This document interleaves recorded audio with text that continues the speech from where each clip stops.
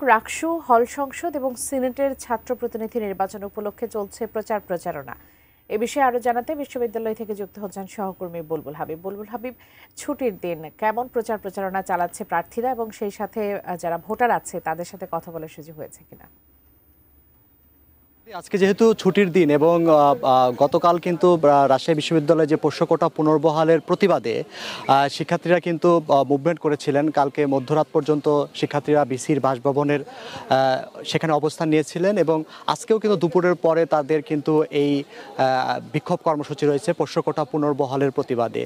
আর একে তো ছুটির দিন এবং আন্দোলন, সে কারণে আসলে পুরো ক্যাম্পাস জুড়ে আসলে প্রার্থীদের এবং ভোটারদের উপস্থিতি একেবারেই খুবই কম। ভোটারদের উপস্থিতি নেই বললে চলে, তবে কিছু কিছু প্রার্থী তারা আসছেন, বিভিন্ন চায়ের স্টলে বসে আড্ডা দিচ্ছেন, গল্প করছেন এবং কুশল বিনিময় করছেন। এভাবে আসলে তাদের যে নির্বাচনী প্রচারণা সেটা চালাচ্ছেন। তো আমাদের সাথে একজন প্রার্থী রয়েছেন, তার কাছ থেকে আমরা একটু জানার চেষ্টা করব।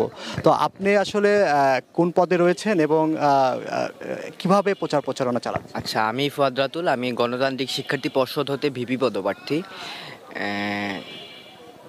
না, আপনারা তো আজকে ছুটির দিন, আজকে প্রচারণার কোনো কার্যক্রম করছেন কিনা? আচ্ছা, আপনারা দেখতে পাচ্ছেন যে আজকে ক্যাম্পাসে তেমন জনসমাগম নেই, কারণ আজকে কোনো ক্লাস নেই। আজকে শুক্রবার, শিক্ষার্থীরা হয়তো আজকে একটু বিশ্রাম নিবে। তবে আমরা জুমার নামাজের পরে হয়তো আমরা যে প্রার্থীরা সবাই মিলে যে মুসল্লিদেরকে যে লিফলেটিং করার চেষ্টা করব। আর এমনি এতে মানে প্রচারণা গিয়ে কোনো ধরনের মানে কেমন পরিবেশটা কেমন মনে হচ্ছে আসলে পুরো? আসলে প্রচারণার পরিবেশটা খুবই উৎসবমুখর ছিল, কিন্তু গতকাল একটা বাজে ঘটনা ঘটেছে। সেটা হচ্ছে যে পোষ্য কোটাকে ফিরিয়ে আনা হয়েছে। এই পোষ্য কোটা একটা মীমাংসিত ইস্যু। এই মীমাংসিত পোষ্য কোটাকে ফিরিয়ে আনার মাধ্যমে মানে এমন একটা পরিবেশ সৃষ্টি হয়েছে যে রাকসু হয়তো পিছিয়ে যেতে পারে, বা রাকসুর আগে হয়তো একটা মানে সংঘাত সৃষ্টি হতে পারে, যেটা ভোটারদেরকে কিন্তু মানে রাকসু নির্বাচন পর্যন্ত অপেক্ষা করার ক্ষেত্রে যে মানে নিরুৎসাহিত করবে। এছাড়া মানে এর আগেও আমরা দেখেছি যে রাকসুদের তারিখ ফেলা হয়েছিল, সেটা ছিল 25 তারিখ। এই 25 তারিখের পর থেকে দুর্গাপূজার ছুটি শুরু, এবং এর আগেও যে বন্ধ আছে। সে জায়গা থেকে ভোটাররা উপস্থিত হবে কিনা সেটা নিয়ে কিন্তু আমরা আগে থেকেই সন্দিহান ছিলাম। এখন সন্দেহটা আরও বাড়লো। আমরা মনে করি যে মানে প্রশাসন কোনো একটা গোষ্ঠীকে সুবিধা দিতে অনেকটা ইচ্ছাকৃতভাবে এই সময়ে অন্তত পোষ্য কোটার মতো একটা ইস্যুকে আবার জাগ্রত করে তুলেছে।